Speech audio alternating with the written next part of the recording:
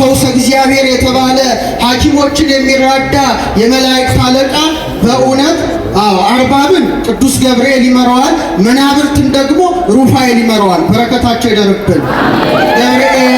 ገብርኤል ስንል ጋቦር ማለት በዕብራይስጥ ኃያል ማለት ነው። ኤል ማለት እግዚአብሔር ማለት ነው።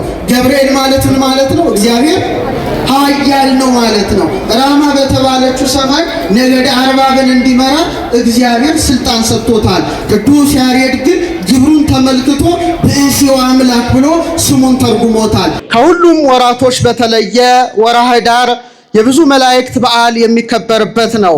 እንደምታውቁት ኅዳር 8 ጸወርተ መንበር የሆኑ የኪሩቤል የሱራፌል በዓል ኦርቶዶክሳዊት ተዋሕዶ ቤተክርስቲያናችን አስባ ውላለች። በመቀጠል ኅዳር 12 የመላእክት አለቃ የሆነው የቅዱስ ሚካኤልን ዓመታዊ ክብረ በዓል ቤተክርስቲያናችን አስባ ውላለች። እንደገና ኅዳር 13 እልፍ አእላፋት ትልፊት አእላፋት የእግዚአብሔርን የሚያመሰግኑ እስመ አኮቴቶሙ ረፍቶሙ ረፍታቸው ምስጋና ምስጋናቸው ረፍት የሆናቸው የአእላፍ መላእክትን በዓል ቤተክርስቲያናችን አክብራ የመጨረሻውን ዛሬ ኅዳር 21 የሁላችንም ጸሎት የሚያሳርጉ የ24ቱ ካህናተ ሰማይን በዓል ቤተክርስቲያናችን አስባ ትውላለች። እነዚህ ሁሉ መላእክት ረድኤታቸው በረከታቸው ይደርብን።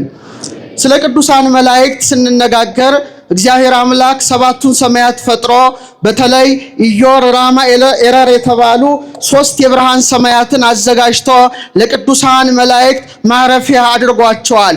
ዓለመ መላእክት በመባል ይታወቃሉ። የመጀመሪያው ሰማይ ኢዮር ይባላል ከመላእክት ከተሞች። ቀጥሎ ያለው ራማ ይባላል። በመቀጠል በስተመጨረሻ ያለው ኤረር ይባላል። እነዚህ 3ቱ ዓለመ መላእክት ውስጥ 9 ነገዶችን ያኖረ ማን ነው? እግዚአብሔር ነው። ከአጋዕዝት በመቀጠል ወድቋልና ሳጥናኤል ነገደ ኪሩቤል የሚባል ታላቅ ነገድ አለ።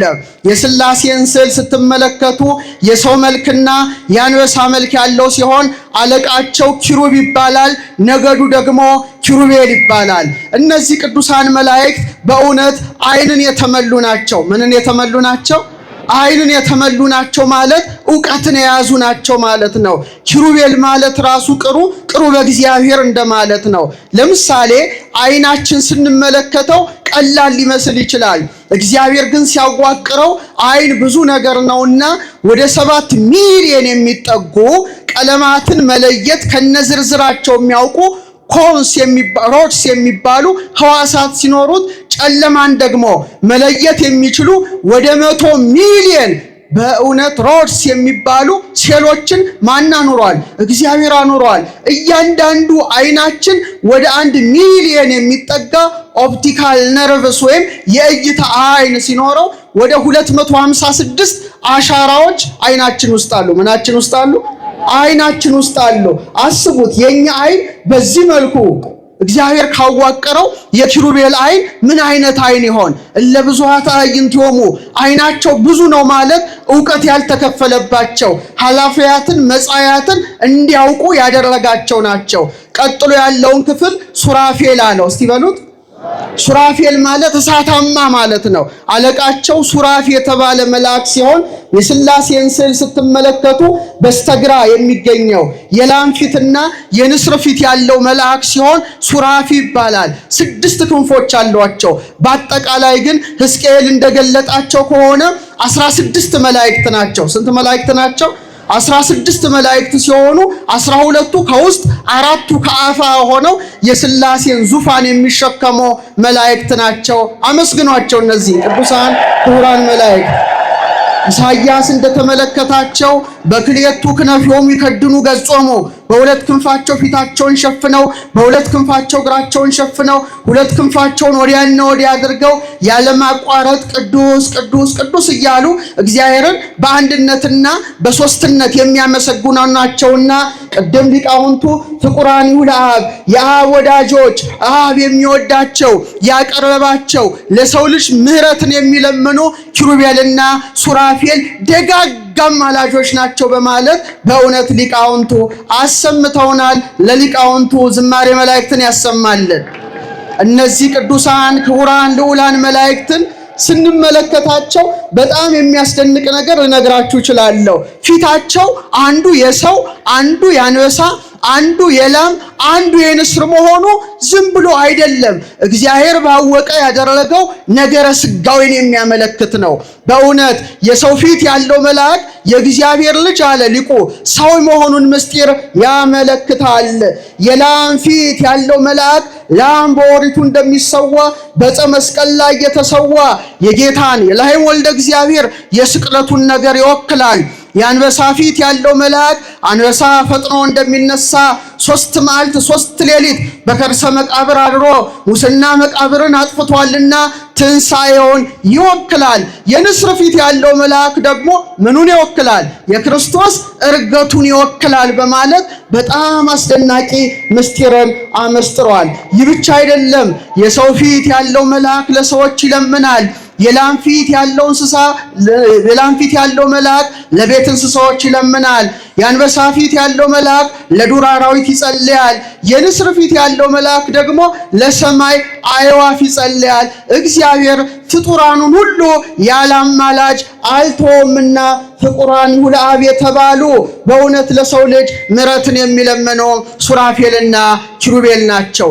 ከፍጡራን ወገን ምትበልጣቸው ማተገኘች ድንግል ማርያም ኪሩባዊ ሰረገላ ሆና ተገኘች እንጂ ከመላእክት ወገን እነሱን የሚበልጥ የለም።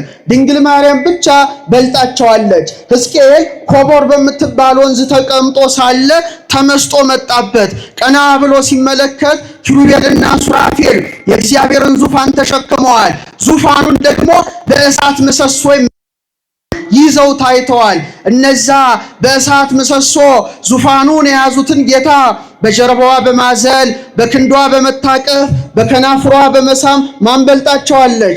ድንግል ማርያም በልጣቸዋለች። ክብር ይግባት እናታችን። አንቲ ታብዲን ኪሩቤል አባ ጊዮርጊስ ነው። አንቺ ከኪሩቤል ትበልጫለሽ። ወትፈደፍዲም ሱራፌል ከሱራፌልም ትልቅ ያለሽ እስመ ሱራፌል ወኪሩቤል በሰረገላ እሳት ይጸውርዎ ልጅሽን አለ። ሱራፌልና ኪሩቤል በእሳት ሰረገላ ይሸከሙታል።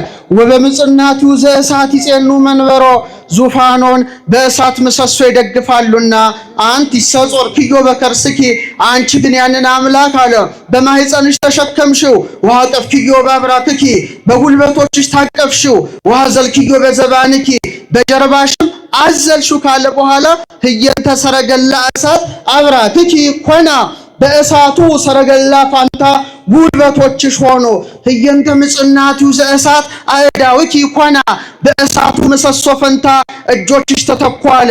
እነዛ መላእክት ዙፋኑን በእሳት ምሰሶ ሲደግፉ ድንግል ማርያም ግን ሕፃናት ናላ ያወርዳቸዋል ብለው ወላጆቻቸው በመሃል እጃቸው እንዲደግፏቸው ዓለምን የሚደግፈውን ጌታ ደገፈች። ክብር ለክንዷ፣ ክብር ለማህፀኗ፣ ክብር ለጀርባዋ። ቀጥሎ ያለውን ክፍል ኃይላት ሲለው አለቃቸው የምትወዱት ሙሴን ከፈርዖን፣ ኢያሱን ከአማሌቅ፣ ሕዝቅያስን ከሰናክሬም፣ ዳዊትን ከጎልያድ፣ ዳንኤልን ከአፈ አናብስት የታደገው እስቲ በአንድ ላይ ስሙን ጥሩት። ማን ነው? ሚካኤል የመላእክት ሁሉ አለቃ ሆኖ በነገደ ኃይላት ላይ ተሹሟል። ሚካኤል ማለት ስሙ ራሱ ታላቅ ስም ነው። ሚ ማለት መኑ ማለት ነው። ካ ማለት ከመ ማለት ነው። ኤል ማለት እግዚአብሔር ማለት ነው። ሚካኤል መኑ ከመ እግዚአብሔር እንደ እግዚአብሔር ያለ ማን ነው ማለት ነው። እግዚአብሔር ባወቀ ለዚህ መልአክን ስም የሰጠው ለምንድን ነው? በኋላ ጊዜ ሳጥናኤል እኔ እግዚአብሔር ነኝ ብሎ ሲነሳ መኑ ከመ ልዑል እንደ ልዑል እግዚአብሔር ማን ነው አንተ አይደለህም ብሎ የሚፋለም በመሆኑ ሚካኤል ማለት መኑ ከመ እግዚአብሔር ማለት ነው። ካ የምትል ፊደል በመሃል እንደገባች በመጽሐፈ ሄኖክ ምዕራፍ 20 ላይ አካ የሚለውን የእግዚአብሔር ስም በቅዱስ ሚካኤል መዳፍ ላይ ራሱ እንደቀረጸው በእውነት ታላቁ አባት ሄኖክ አስተምሯል። ሰላም ለዝክረ ስምከ ምስለ ስመ ልዑል ዘተሳተፈ ወልደ ያሬድ ሄኖክ በከመ ጻፈ። የአዳም 7ኛ ትውልድ የሆነው የያሬድ ልጅ ሄኖክ እንደጻፈው ስም ከልዑል ስም ጋር ሱታፌ አድርጓልና ለስም አጠራር ሰላምታ ይገባል ትላለች ቤተ ክርስቲያን። ለዚህ ገናና መልአክ ክብር ይግባው ቅዱስ ሚካኤል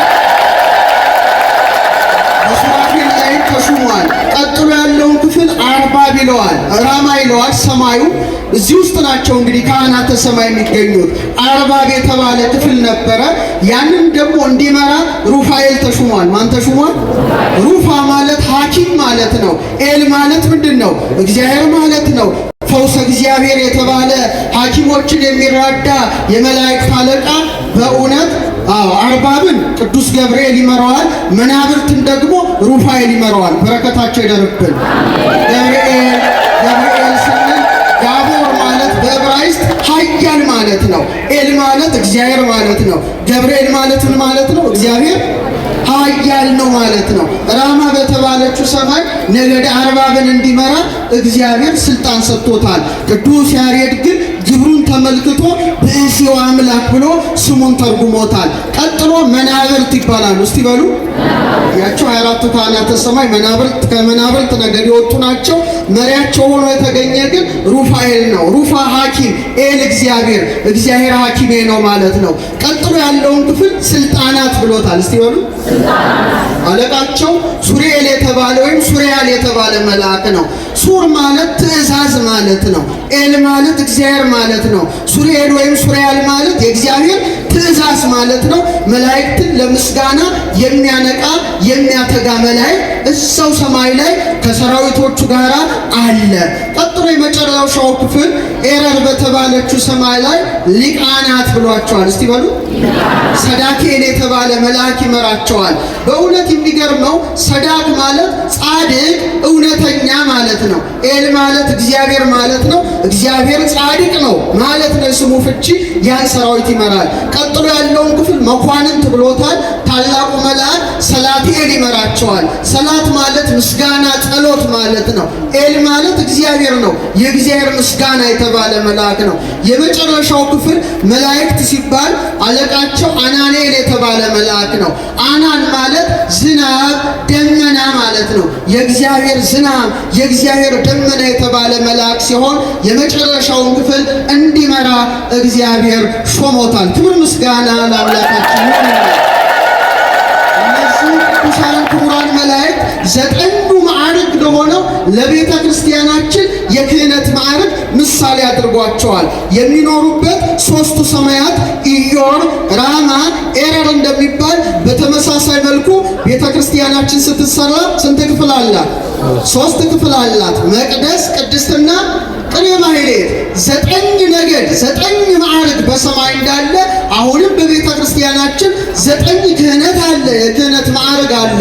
ኪሩቤል የሊቃነ ጳጳሳት፣ ሱራፌል የጳጳሳት፣ ኃይላት የኤጲስቆጶሳት፣ አርባብ የቆሞሳት፣ መናብርት የቀሳውስት፣ ስልጣናት የዲያቆናት፣ እንደገና ደግሞ ሊቃናት የንፍቆቹ፣ መኳንንት የአንባቢያን፣ የመጨረሻዎቹ መላእክት ደግሞ የመዘምራን አምሳል ሆኗልና ቤተ ክርስቲያን ትትመሰል በጽርሐ አርያም ዘላይሉ። ቤተ ክርስቲያናችን ላይ ባለው በጽርሐ አርያም ትመሰላለች። አባ ጊዮርጊስ ክብር ለቤተ ክርስቲያናችን። መንበረ ብርሃን በዛ እንዳለ መንበሩ አለ። ታቦተ ብርሃን ታቦት ዘዶር እንዳለሽ ታቦት አለ። መንጦላዕተ ብርሃን የብርሃን መጋረጃ እንዳለ መጋረጃው አለ።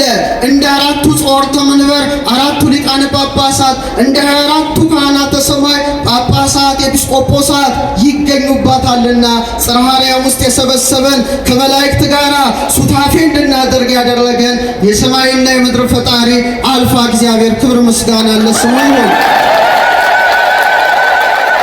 ወደ 4ቱ ካህናተ ሰማይ ስንመጣ እግዚአብሔር አምላክ እነዚህን መላእክት በተለይ ከኪሩቤል 2ቱን ከሱራፌል 2ቱን አድርጎ እንደገና ደግሞ ሩፋኤል ከሚመራቸው ከሰራዊተ መናብርት ውስጥ ደግሞ 24 ሊቃናትን አውጥቶ መንበረ ስብሐት በምትባል ሰማይ ላይ አኖራቸው። ምን በምትባል?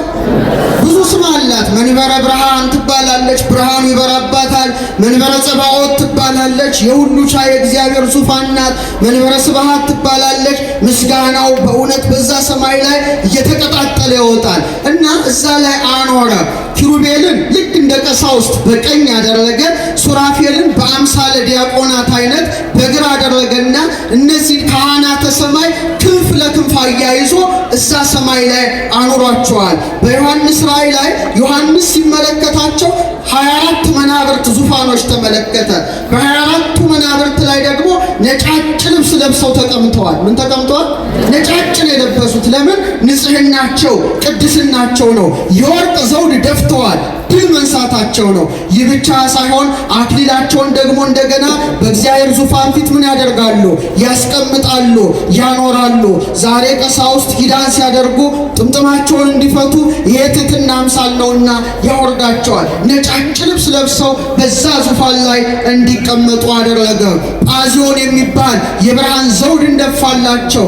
ትዕምርተ መስቀል የብርሃን መስቀል አስያዛቸው። ክብር ለእነዚህ መላእክቱ። እነዚህ መላእክት ናቸው። በጣም የሚገርመው ቁጥራቸው ስንት ነው? 24። እስቲ በሉ ለምን 24 አደረጋቸው? ስንት ሰዓት አለ?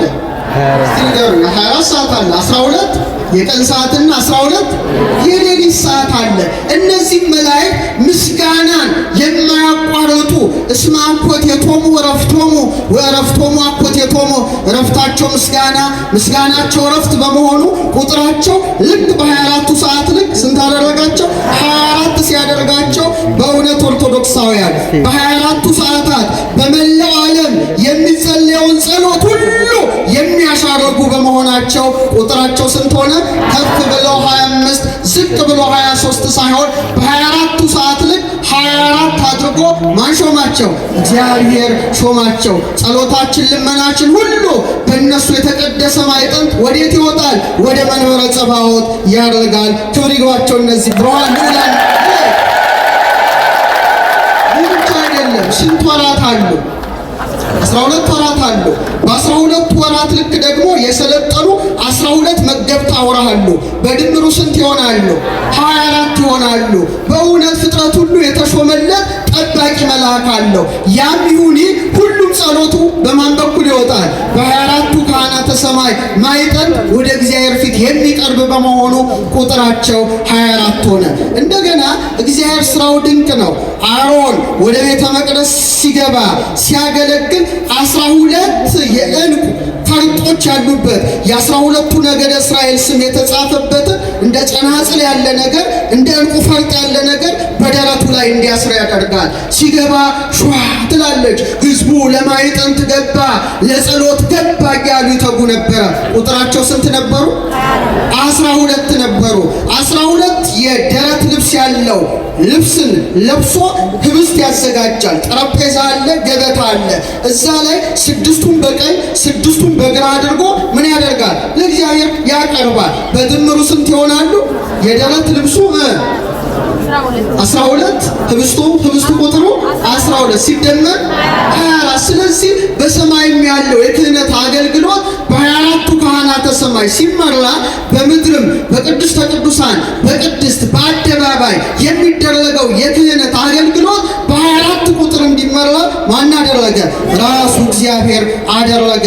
እንደገና በብሉይ ኪዳን የነበሩት በእውነት የኪዳን ልጆች የተባሉት እነማን ናቸው? እስራኤል ናቸው። ስንት ነበራቸው? ቁጥር ነገዳቸው 12። እስቲ በሉ 12 ነገደ እስራኤል አሉ። በሐዲስ ኪዳን ደግሞ ሐዋርያት ስንት ሆነው ተመረጡ? በድምሩ ስንት ሆኑ? 24። ታያችሁ። የብሉይ ኪዳንም የሐዲስ ኪዳንም የእግዚአብሔር ምርጫ የሆኑ የሁለቱ ኪዳናት አገልጋዮች በ24 ቁጥር የተዋቀሩ ሲሆኑ አስቀድሞ 24ቱን ካህናተ ሰማይ አኑሮ በምድር ላይ ይህ ስርዓት እግዚአብሔር አድርጓል። በአንደኛ ዜና መዋዕል ምዕራፍ 24 ላይ ለምሳሌ ዛሬ በቤተ ክህነት ሰሙነኛ ነው ገሌ ይባላል። ከዛ ነው የወጣው። ምን ተደረገ? ከአሮን ወገን የሆኑ 24 ሰዎች ተመረጡ። ስንት ሰዎች ተመረጡ? 24። በኢየሩሳሌም ባለችው ደብተራ ኦሪት ማለት ነው። 24 ተመረጡ። 24ቱ ደግሞ በሳምንት ያገለግላሉ። ዛሬ አሁን ቀሳውስት በሳምንት የቅዳሴ አገልግሎት አላቸውና ቁጥራቸው ስንት ነበረ ይላል? 24 ነበረ። በኢየሩሳሌም ሰማያዊት ባለችው መቅደስ 24ቱ ካህናተ ሰማይ ሲያገለግሉ፣ በኢየሩሳሌም ደግሞ ባለችው ደብተራ ኦሪት ስንት ካህናት አገለገሉ? 24 ያገለግሉ ነበረ። ምዕራፍ 25 ላይ ስትመለከቱ ደግሞ መዘምራን በጸናጽል የሚያገለግሉ፣ በከበሮ የሚያገለግሉ፣ በመለከት የሚያገለግሉ እንደ ዛሬው መዘምራን የሆኑ ደግሞ አሁንም ቁጥራቸው ስንት ነበር ይላል? 24 ነበር ይላል። ስለዚህ ቤተ ክርስቲያናችን ይህን ሁሉ ምስጢር አስተባብራ በመያዝ በዛሬው በኅዳር 24 ዕለት 24ቱን ካህናተ ሰማይ ታከብራለች። ክብር ለእነዚህ ቅዱሳን መላእክት።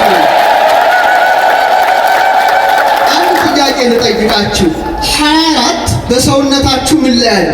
24 ቁጥር እስቲ ንገረኝ ጎበዝ ሰው። ከሰውነታችሁ ክፍል 24 ቁጥር ያለበት ምኑ ላይ ነው እንዴ? ግራ ገባችሁ እንዴ? ምናችሁ ላይ? ጣታችሁ ላይ። እሺ ጥሩ። ካህኑ ለምሳሌ እግዚኦ መሐረነ ክርስቶስ ስንት ጊዜ?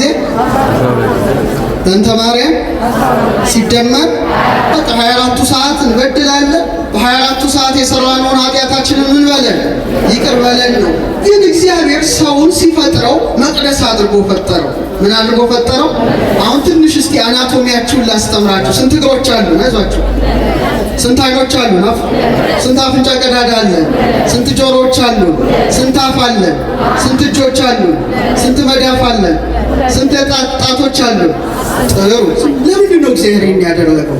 ሰው በመልኩ ሲፈጥረው እንደዚህ የፈጠረው አይደለም። ሰው ማለት ፊደል ነው። ሰው ማለት ቁጥር ነው። ለምሳሌ አንድ ሰው ልጅ አልወለድኩም ብሎ ቢክድ በምኑ ይታወቃል? ምኑ ይመረመራል? ዲኤንኤ ዘረመሉ ይመረመራል አይደል? ውሸት የለም፣ እውነት ነው። አሁን ለምሳሌ ፊደል ነው፣ ቁጥር ነው። ዲኤንኤ ታችሁ ታውቃላችሁ? ከእናንተ መካከል ዲኤንኤ የለም አይደል? እሺ፣ ቅርጹ የያዕቆብን መሰላል ነው የሚመስለው። እግዚአብሔር እያንዳንዳችን ሴላችን ኒውክለሱ ማይከሉ ላይ ነው የቀረጸው። በትልቅ አጉሊ መነጽር ሚያጎላ በማይክሮስኮፕ ስትመለከቱት ትደነግጣላችሁ። 6 ቢሊዮን ፊደሎች ውስጥ አሉ። ስንት? እውነት ነው ነግራችሁ። 6 ቢሊዮን ፊደሎች ማለት 1000 መጽሐፍ ቅዱስ ውስጥ ያሉ የፊደል ብዛት ማለት ነው። አንድ ፊደል በመጽሐፍ ቅዱስ ውስጥ ቢለወጥ ትርጉም አያዛባም? አንድ ፊደል ከዲኤንኤ ውስጥ ጎደለ ማለት ሰው አካለ ስንኩል ሆኖ በዊልቸር ይሄዳል ማለት ነው። አሁን የሚገርመው ይህ አይደለም።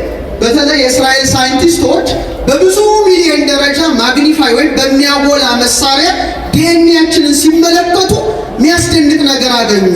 4 መዋቅር አለው። 4 ስንት መዋቅር? አደኒን፣ ጓኒን፣ ሳይቶሲን፣ ታያሚን የሚባሉ ናቸው። ንጥረ ነገር ናቸው። ግን ምንድነው 10 ላይ ድልድይ ይሰራል። እዚህ ውስጥ እኮ ነው ያለው። 5 ላይ ድልድይ ይሰራል። 6 ላይ እንደገና ድልድይ ይሰራል። 5 ኮዱ 10 5 6 5 አፈጠንኩት እንዴ? 10 5 6 5 እንዳትረሱ። ይሄን ሲያዩ እንደኛ ሀገር አይደለም። እዛ የሃይማኖት ሊቃውንት ሳይንቲስቶች አብረው ተቀናጅተው ነው የሚሰሩትና የብሉይ ኪዳን ሊቃውንትን ሰብስበው አማኞች ስለሆኑ ለምንድነው ይሄ ቁጥር እያንዳንዱ ሰው ላይ የተገኘው? ምንድነው 10? ምንድነው 5? ምንድነው 6? ምንድነው 5 ብለው ምርመራ ጀመሩ። አሁን ቀጥታ የገቡት አሌፋት ላይ ነው። ምን ላይ ነው?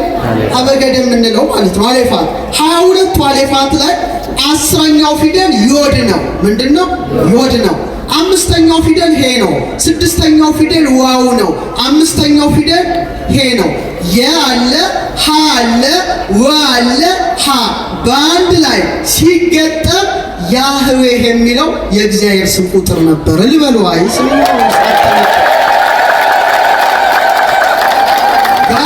ያህዌህ ኔም ይላሉ። የእግዚአብሔር ስም our very DNA በዲኤንኤያችን ውስጥ ምን ሆኖ ተቀርጿል።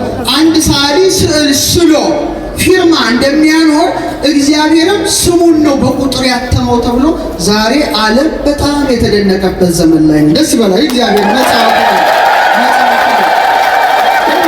እያንዳንዳችን ፊደላችንን እንጻፍ ቢባል 8 ሰዓት ያለ ማቋረጥ ብንጽፍ 50 ዓመት እንደሚፈጅብን ተረጋገጠ። ስንት ዓመት? አሁን ቤተ መቅደሱ ሲታነጽ 2 ምሰሶ የነሐስ ምሰሶ እንዲመጡ ተደረገ። ያዕቆብና በለስ ይባላሉ። ስንት ምሰሶ? እንዳትረሱ። ቀጥሎ ምን አለ? አደባባይ አለ። በአደባባይ ካህናት የሚናጹበት ሁሉ ህዝቡ ስለቱ መባው የሚያቀርብበት ነው። ቀጥሎ ቅድስት አለ። የመጨረሻው ደግሞ ቅድስተ ቅዱሳን አለ። አሁን ሰው እግዚአብሔር መቅደስ በመሆኑ ስንት እግሮች አሉት? እንደ ያዕቆብና እንደ በለስ የሆኑ ናቸው። ምሰሶ ናቸው። እንደ አደባባይ እንደሚቃጠል ሆድ ዕቃ አለው። ኩላሊት ያጤሰውን ይባላል። ልክ የዕጣን መስዋዕት እንደሚሰዋበት ልብ አለው፣ እንደ ቅድስት አለው። አየሩ ልቡን ዙፋን አድርጎ በንጹህ እስትንፋሱ እግዚአብሔርን ያመልካል። እንደ ቅድስተ ቅዱሳን ደግሞ ምን አለን? መግብበ ሕዋሳት የሆነ ራስ አለን። ጥበብ ሐነጸት ላቲ ቤት አለ ሰሎሞን። ጥበብ አለ ለራሷ ቤትን ሰራች። ወአቀመት ላቲ ሰባታ አዕማደ፣ 7 ምሰሶዎችን አኖረች አቆመች አለ። ጥበብ ማን ነው? እግዚአብሔር። ቤቱ ማንን? እኛ ነን። 7 ምሰሶዎች የተባሉት እነማን ናቸው? ስንት ዓይኖች አሉን? ተናገሩ እንጂ። ስንት ጆሮዎች አሉን? ስንት የአፍንጫ ቀዳዳ አለን? ስንት አፍ አለን? 7ቱ የመቅረዝ መብራቶች በዮሐንስ ራእይ በፊቱ እንደበሩ ዛሬም የክርስቲያኖች 2 ዓይኖች መሲሕ ወልደ እግዚአብሔርን ማየት ይገባቸዋል። 2 ጆሮዎቻቸው የእሱን ድምፅ መስማት ይገባቸዋል። 2 የአፍንጫ ቀዳዳዎቻቸው ፈትሙዝ የተባለ የጌታን መዓዛ ማሽተት፣ አፋቸው ስጋውን መብላት ደሙን መጠጣት፣ ልቡናቸውን እንደ መንበር እስትንፋሳቸውን እንደ ዕጣን ፍቅራቸውን እንደ እሳት አድርገው መስዋዕት ሲያቀርቡለት ትክክለኛው የክርስቶስ መቅደስ ይሆናሉ። መቅደሱ ያደረገን አምላክ ምስጋና ለስሙ። እንፈልጋቸው ውስጥ እግዚአብሔር ሰውን ዝም ብሎ አላኖረው። አሁን የራስ ቅል አለ። ምን አለ? የራስ ቅል ሲባል ሁሌ ትዝ የሚላችሁ ምንድን ነው? የራስ ቅል ወንጌል ላይ አታነቡም? ወንጌል የራስ ቅል ሲባል ጎልጎታ አይደል እንዴ? ትርጓሜው የራስ ቅል ወደምትባል ጎልጎታ ወሰዱት ይላል። የራስ ቅል አስቡት እስቲ። የራስ ቅል ምንድን ነው ይሄ? አስባችሁ ታውቃላችሁ? ጎልጎታ የራስ ቅል ለምን ተባለች? የጌታ መስቀል ስር አንድ የራስ ቅል ታያላችሁ አይደለም? በጣም ጥሩ። የአዳም ራስ ነው። ጥሩ። ስዕሉ ላይ ያለው እኛ ፊት ላይ ይነበባል። የትም አትሄዱ። ጌታችን በ33 ዓመቱ የራስ ቅል የምትባል ጎልጎታ ላይ ተሰቀለ። እያንዳንዱ ሰው ወደ ምድር ሲመጣ አማኒ ይሁን የአማኒ ይሁን ሴት ይሁን ወንድ ይሁን እግዚአብሔር በተፈጥሮ የሚሰጠን የጀርባ አጥንታችን ቁጥር በጌታ ዕድሜ ልክ 33 ነው። ደስ ይበላችሁ። እዚህ ድረስ ማለት ነው ነገራችሁ። ከዚህ ጀምራችሁ ልክ ራስ ቅላችሁ እስክትደርሱ ስንት አጥንት አለ? ድገሙ። ስንት አጥንት አለ? 33 አጥንት አለ። ቀጥሎ ምን አለ? የራስ ቅል አለ። አለቃ አያሌው ታምሩ ሊቀ ጠበብት በአንድ ወቅት የራስ ቅል የምትባል ስብከት ነበራቸው። ሰምታችሁ ከሆነ ምን አሉ? ኢየሱስ ክርስቶስ የራስ ቅል የምትባል ጎልጎታ ላይ ተሰቀለ። ስጋውን ቆረሰ፣ ደሙን አፈሰሰ። ጎልጎታ ላይ የተሰቀለው አንድ ጊዜ ነው። ዛሬ ግን በእያንዳንዱ ክርስቲያን የራስ ቅል ላይ ምኑ ተተክሏል? መስቀሉ ተተክሏል። እናንተ የማታስተውሉ የገላትያ ሰዎች ኢየሱስ ክርስቶስ እንደተሰቀለ ሆኖ በፊታችሁ ተስሎ ነበር አለ ጳውሎስ። ለእውነት እንዳትታዘዙ አዚም ያደረገባችሁ ማን ነው አለ። አሁን የራስ ቅል የአዳም ሲሆን አዳም ስንተኛ ፍጥረት ነው? ተናገሩ። 22 እስቲ በሉ ድገሙት። እግዚአብሔር ሰውን ሲያመጣው እያንዳንዳችን እስከል ቦንስ ይባላል። የራስ ቅል አጥንት ቁጥሩ ስንት ነው? 22 ነው። ሚደንቅ እኮ ነው። ታዲያ ወደ ታች ወረድ ስንል ምናችን አለ?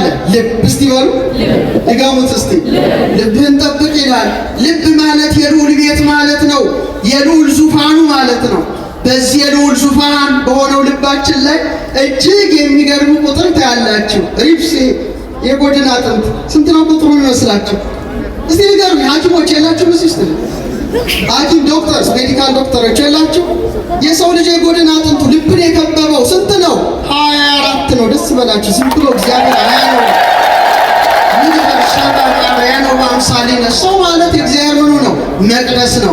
በመጨረሻም 24ቱ ካህናተ ሰማይን ስናነሳ አንድ ነገር ልንገራችሁ። ግን ከዛ በፊት እንደው በጣም የሚያስደስት ነገር የሰው ልጅ የራስ ቅሉ ተፈታ። በእኛ ዘመን ድሮ የራስ ቅል አይታይም። አሁን ግን እዚያው ሰርጀንቶቹ መቅደድ ጀመሩ፣ መስፋት ጀመሩ።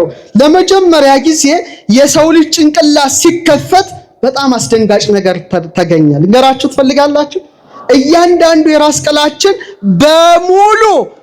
በሙሉ ስርዓቱ ዘፍጥረት 1 ዘፍጥረት 2 ዘፍጥረት 3 ላይ ያለ ነገር ሆኖ ተገኘ።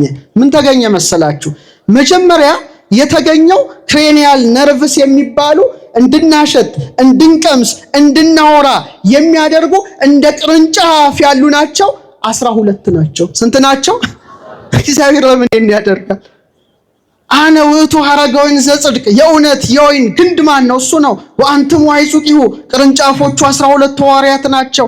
ይህ ብቻ አይደለም፣ እጅግ ነጭ ሆነ ዛፍ ተገኘ። አርበር ቪቴ ይሉታል። ደነገጡ። ቅጠል ልክ ነው፣ በጣም ነጭ ነውና ሳይንቲስቶቹ ምን ብለው ሰየሙት መሰላችሁ? ይሄ መንፈስ ቅዱስ ነው የሚያናግረው። በዛም በዚህም ትሪ ኦፍ ላይፍ፣ የህይወት ዛፍ አሉት። ምን አሉ? ነጭ ነው። በጣም ይገርማል። ከስሩ ደግሞ ሜላቶኒን አለ። የማር ቀለም ያለውና የወተት ቀለም ያለው ነጭና የማር ቀለም ያለው በዚህ ውስጥ ይፈሳል። ይሄን ያደረገ ማን ነው? ይህ ብቻ አይምሰላችሁ። በዚህ በ33ቱ አከርካሪ አጥንት የሚወርድ ልዩ በጣም አንጸባራቂ የሆነ ፈሳሽ ተገኘ። በጣም የፈሳሽ ልዩ ነው። መልኩ በጣም የተለየ ነው። ሳይንቲስቶቹ ምን አሉት መሰላችሁ? ተመልከቱ፣ ቀላል አይደለም። እግዚአብሔር ያናግራል። ሳክሪስ ሰክሪሽን ወይም ክራይስት ኦይል፣ የክርስቶስ ቅባት አሉት። ይሄ ሲቆም ሰው ይሞታል። እውነቴን ነው የምነግራችሁ። የመጨረሻው ሞለኪውላችን ስትራክቸሩ ላሚኒን የሚባል ፕሮቲን አለ። ላሚኒን ቆመ ማለት አንተም አንቺም ሞትሽ ማለት ነው። በማይክሮስኮፕ ሲታይ እስቲ ሞባይላችሁን ለዚህ እንኳን ተጠቀሙበት። እስቲ ጉግል አድርጉ። ጥሩ ነገር ቲክታክ ዝም ብላችሁ አይናችሁ ከሚፈዝ ይሄንን አትማሩ። እኔ ውጭ ሀገር ሲሄድ ቲክቶክ ስከፍት በሙሉ የሚታየው የሳይንስ ምርምር ነው። ውጭ ሀገር አንድ የሆነ እንቶፈንቶ ቆሻሻ ነገር የለም። በሙሉ ስክሪን ተደርጎ ቆሻሻ ጋርቤጁ እዚህ ነው የሚወድቀው። ቆሻሻ መድፊያ አለ አይደል? ቆሻሻ ልክ ጋርቤጅ ቆሻሻ ሁሉ እዚህ ይደፋል። እዛ ግን የምርምር አልፎ ተርፎ ደግሞ ያው ሀብታም ስለሆኑ የመብል ይመጣል። እንዲህ ምግብ ስራ እንጂ ቆሻሻ ነገር አይመጣም። እና ተጠቀሙበት። እና ላሚኒን ክሮስ ብላችሁ እስቲ ጉግል አድርጉ። ጌታ እጁን ዘርግቶ እንደተሰቀለ ሆኖ ያለበት ነው። ለካ እስራኤል ሕይወትን በፊት ታያለህ ያለው ያ ነው። ደስ ይበላችሁ። ውስጣችን መቅደስ ነን፣ የሱ መቅደስ ነን። እንደ ፍቅረ እግዚአብሔር ቀኝ እጅን ሰጥቶ፣ እንደ ፍቅረ ቢዝ ግራ እጅን ሰጥቶ፣ እንደ 2 ጽላት መዳፍን ሰጥቶ፣ እንደ 10 ቃላት 10 ጣታችንን ሰጥቶ፣ የሙሴን ሕግ በጣታችን የልጁን ሕግ ደግሞ በልባችን ያተመ እግዚአብሔር አብ ክብር ምስጋና ለስሙ ይሁን። አዎ ይሄን ማወቅ ያስፈልጋል። እና በመጨረሻም ጸሎታችንን ሁሉ ወደ ሰማይ የሚያሳርጉ 24ቱ ካህናተ ሰማይ ሲያጥኑ ከማይጠንታቸው መብረቁ ነጎድጓዱ ብልሽታው ይወጣል። በበጉ ፊት ዕጣንን ያሳርጋሉ። በጉ ማን ነው? እግዚአብሔር ወልድ ነው። በዙፋኑ ፊት ይንበረከካሉ። የአማልክት አምላክ የጌቶች ጌታ ንጉሳችን፣ ሕይወታችን፣ ፈጣሪያችን፣ እረኛችን፣ የሕይወት እንጀራችን፣ የሕይወት መጠጣችን ስሙ ጣፋጭ ሆነው ኢየሱስ ክርስቶስ ፊት ዙፋናቸውን ወርደው ይሰግዳሉ። ክብር ምስጋና ለስሙ። አዎ እና ኦርቶዶክሳውያን በመጨረሻ ምነግራችሁ የካህናተ ሰማይ ማይጠንት የተባለች ማናት? ድንግል ማርያም እኮ ናት። አታመሰግናቱ? ማይጠንት ሱራፊ ዘወርቅ ወጽዋ ኪሩብ እንቆ ቢረሌ አልቦ ጸሎት ወአልቦ ትንባሌ እንበሌኪ ማርያም ጃርግሏል። ደራሲው ነው። የኪሩቤል የወርቅ ማይጠንት ይላታል። እነዛ የሁላችንም ጸሎት እንደሚያሳርገው ድንግል ማርያምም ምዕራገ ጸሎት ናት። ክብር ይግባት እናታችን እሷ ናት። ማስተማስለኪ ኦግዝእትነ ማርያም በማይጠንት ዘወርቅ ያሬድ ነው። በካህናተ ሰማይ ማይጠንት ባለው እጃቸው ውስጥ በተያዘው የወርቅ ማይጠንት እንመስልሻለን። ለምን መሰላችሁ? ጌታን አሁን ብትለምኑት፣ አሁን ተክለ ሃይማኖት አሉ አይደለም? ተክለ ሃይማኖት አማልደኝ ብትሉት ከማን ነው? ባለቤቱን ለምኑት። ስለ ተክለ ሃይማኖት ብለ ምን በለን በቃ ከዚያ አያልፍም። ወደ ድንግል ማርያም ስትመጡ 9 ወር ከ5 ቀን ስለተሸከመ ማህፀኗ ኪሩቤልና ሱራፌል በፍርሃት የሚንቀጠቀጡ ለአንተ ስላዘለ ስለጀርባዋ ፈጣሪ ዓለማት መጋቢ ዓለማት አንተን ስላጠቡ ጡቶቿ አንተን ስላዩ ያንተን መዓዛ ስላሸተቱ ካንተ ጋር ስለተነጋገረ አንተን ስለዳሰሰ ካንተ ጋር ስለተመላለሰ ክብር ይግባት። ምዕራገ ጸሎት እሷ ብቻ ነው። እና እመቤታችን በዚህ ተመስላለች። በመጨረሻም ታላቁ ጻድቅ አባታችን ተክለ ሃይማኖት ምድራዊ ሰው ሲሆን ሰማያዊ መልአክ ሆኖ የተገኘ ታላቅ አባት። እኔ ባለፈው ሳምንት ግብጽ ነበርኩኝ። ግብጽ አቡነ ተክለ ሃይማኖትን እንደሚያከብሩ ትደነቃላችሁ። አቡነ ተክለ ሃይማኖት ብዙ ቤተክርስቲያን አለና አምባ ተክለ ሃይማኖት ነው የሚሏቸው። መጋረጃው ላይ ከነ6 አክናፈ ጸጋቸው ይሳላሉ። አቤት ተክለ ሃይማኖት ሲባል ልባቸው በደስታ ይፍነከነካል። ከኢትዮጵያ ለሚመጣ ሰው ታላቅ ክብር ይሰጣሉ። ለምን? የአቡነ ተክለ ሃይማኖት ልጆች ናቸው ብሎ ስለሚያስቡ ክብራቸው ዘድረስ ሄደ። ታላቁ አባት የእግዚአብሔር መልአክ ነጥቆ ወስዶ ከካህናተ ሰማይ አጠገብ አኑሮ የወርቅ ማዕጠንት ሰጥቶ የሥላሴን ዙፋን አብረው ስብሐት ወክብር ብለው እንዲያጥኑ ሲያደርግ ተክለ ሃይማኖት ምን አሉ? ልብሴ እንደ ልብሳቸው፣ ምስጋናዬ እንደ ምስጋናቸው ሆነ ብለው በሥላሴ ፊት ዘመሩ። ዛሬ ዛሬ ዛሬ ማለት በካህናተ ሰማይ በዓል እንደ ኢትዮጵያውያን እንዴት የታደሉ ናቸው። ያሬድ አባታችን ዋይዝ የማዘ ሰማይኩ በሰማይ መላእክት ቅዱሳን ተነጥቆ ቅዱሳን መላእክት የሚያመሰግኑትን ምስጋና ዳውንሎድ አድርጎ አምጥቶ በሀገራችን በኢትዮጵያ ላይ ሲያዜም ደግሞ ታላቁ አባት ተክለ ሃይማኖት ደግሞ ተነስቶ የቀረውን የክህነት የማዕጠንት አገልግሎቱን ፈጽመዋል። ተክለ ሃይማኖት ተክለ ሃይማኖት ተክለ ሃይማኖት ረድኤቱ በረከቱ ይደርብን። የካህናተ ሰማይ አማላጅነት፣ የኪሩቤል የሱራፌል ጸሎት፣ የእልፍ አእላፋት ቅዱሳን መላእክት ተራዳይነት በሀገራችን በቅድስት ኢትዮጵያ ላይ አድሮ ይኖር። ወስብሐት ለእግዚአብሔር።